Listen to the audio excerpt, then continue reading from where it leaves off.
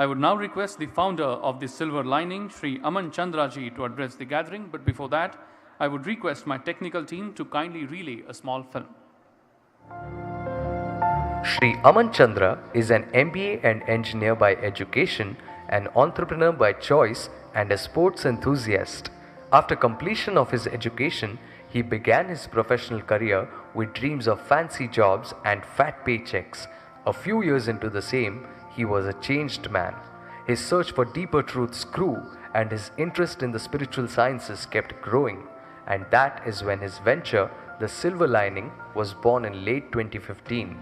The Silver Lining provides services like life coaching, Reiki healing, pranic healing, yoga, meditation, among many others, to facilitate transformatory improvements in all aspects of one's life, be it health and vitality, relationships, businesses and finances, and much more. Apart from this, Aman Chandra enjoys being outdoors with nature, family, and friends, and sports is a big part of his life. And he believes one can be a spiritual person even while striving. We are pleased to welcome Shri Aman Chandra. Please put your hands together and welcome Shri Aman Chandra ji, founder, The Silver Lining.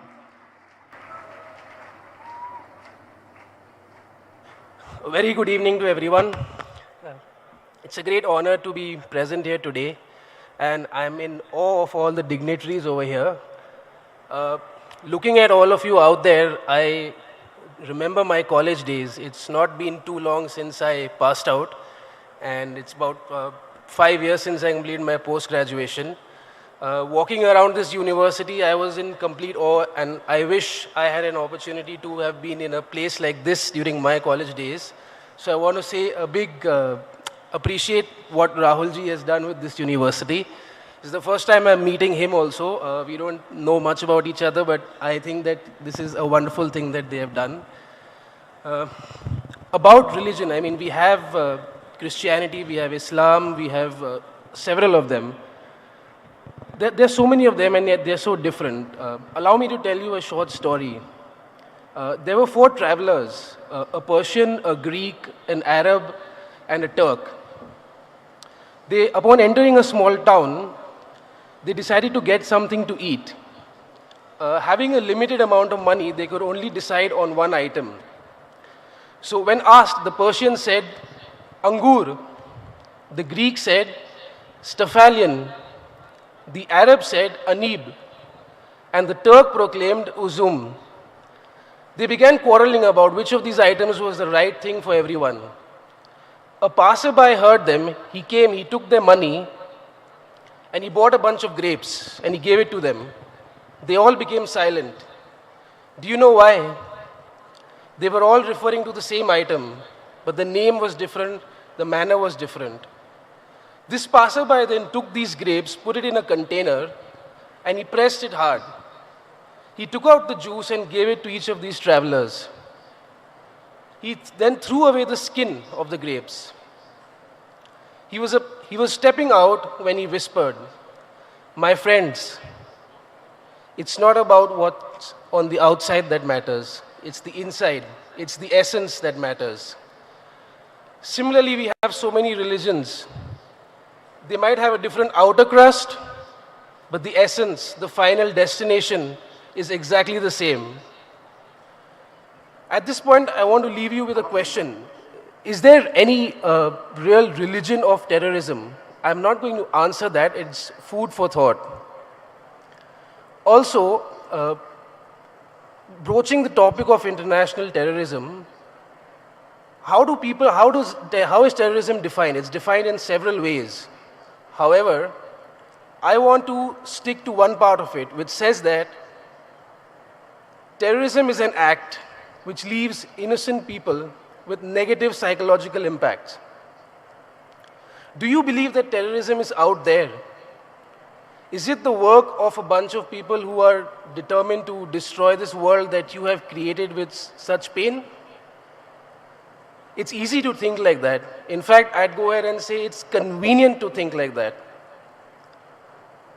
What if I told you that all of us, me the most, has been spreading terror? When I harbor long-standing hatred towards someone, am I not spreading discord and disharmony? When I, young and fit, watch an old man cross the road and I do nothing to help him, am I not spreading cruelty? When I do not appreciate a meal that has been prepared for me with so much pain and effort, when I do not appreciate a gift that has been given to me by a friend with much thought and effort, am I not spreading sadness?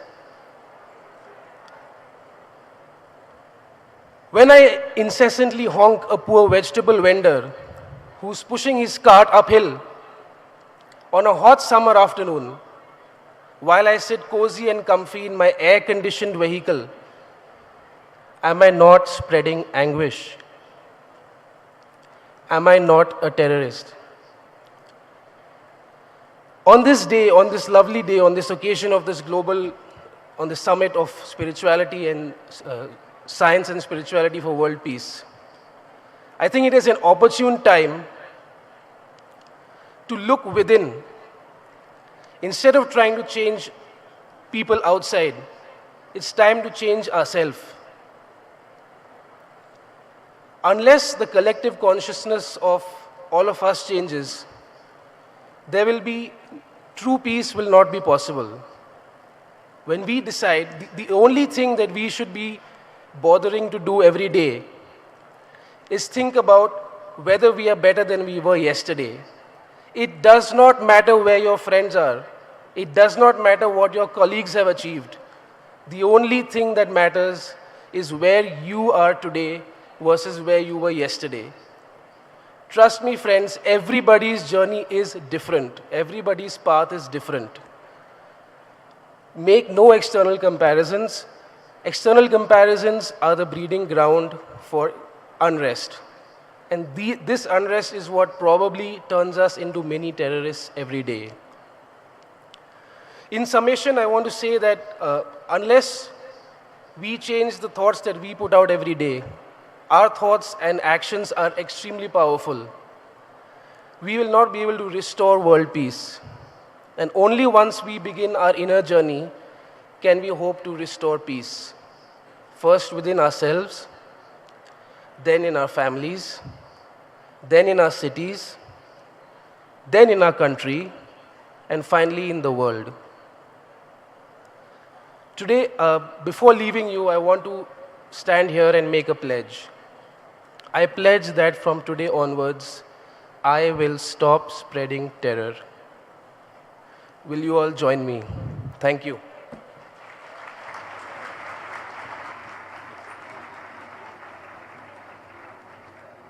Thank you very much, sir.